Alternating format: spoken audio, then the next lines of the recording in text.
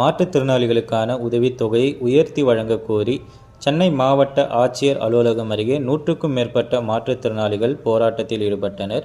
தமிழகத்தில் மாற்றுத்திறனாளிகளுக்கு தற்போது மாதம் ரூபாய் 1500 உதவித்தொகையாக வழங்கப்பட்டு வரும் நிலையில் அதிகரித்து வரும் விலைவாசி உயர்வால் இந்த தொகை தங்களுக்கு போதுமானதாக இல்லை என அவர்கள் தெரிவிக்கிறார்கள்.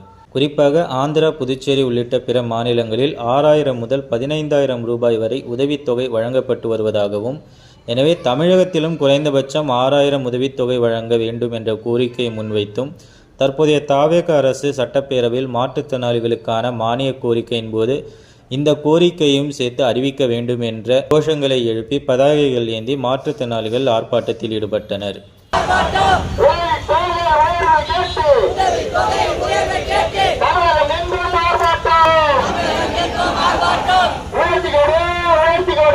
உயர்த்தி கொடு